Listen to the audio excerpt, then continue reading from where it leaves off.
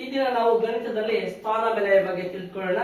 ಮೊದಲನೇದು ನೋಡು, ಗಣಿತದಲ್ಲಿ ಎಲ್ಲಾ ಬೇರೆ ವಿಷಯಗಳಲ್ಲಿ ಎಡಗಡೆಯಿಂದ ಬಲಗಡೆಗೆ ಬರ್ತೀವಿ, ಆದ್ರೆ ಗಣಿತದಲ್ಲಿ ಬಲಗಡೆಯಿಂದ ಎಡಗಡೆಗೆ ಬರ್ತೀವಿ. ಬಿಡಿ 10 100 1000, ಬಿಡಿ 10 100 1000. ನೋಡಿ, ಈಗ ಈ ತರ ಇರುತ್ತೆ. ಬಿಡಿ 10 100, ಬಿಡಿ 10 100. ಬಿಡಿ ಸ್ಥಾನದಲ್ಲಿ ಎಷ್ಟಿದೆ? 6. 10 ಸ್ಥಾನದಲ್ಲಿ ಎಷ್ಟಿದೆ? 7. 5 ಯಾವ ಸ್ಥಾನದಲ್ಲಿದೆ? 100. ಎಷ್ಟಿದು?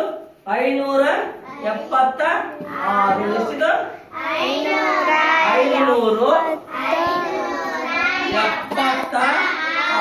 ಎಷ್ಟಿದು?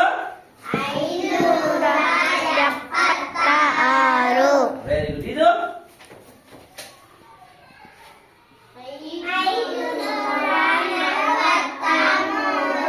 500. ನೋಡಿ, 500 43 ಅಲ್ವಾ? ಎಸ್. ಅದೇ ರೀತಿಯಾಗಿ ಈಗ ಇದೆಷ್ಟು ಹೇಳಿ? 876.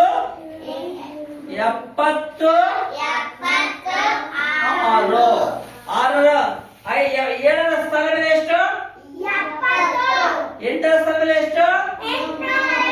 6ರ ಸ್ಥಾನ ಬೆಲೆ 6 ಅಲ್ವಾ? ವೆರಿ ಗುಡ್, ಚೆನ್ನಾಗಿ ಹೇಳ್ತೀರಾ. ಈಗ ಇದನ್ನ ಹೇಳಿ.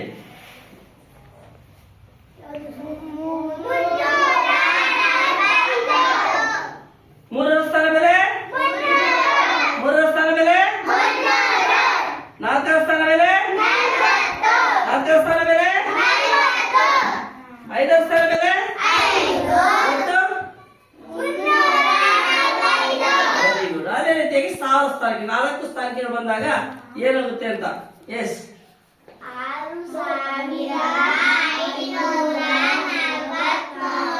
6543. ನೋಡು, 6000ಕ್ಕೆ 3 ಸೊನ್ನೆಗಳು ಬರ್ತವೆ. 6543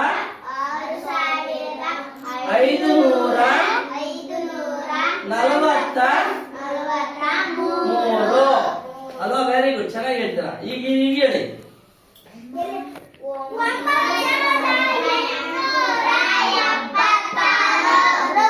1 ಸೆಕೆಂಡ್.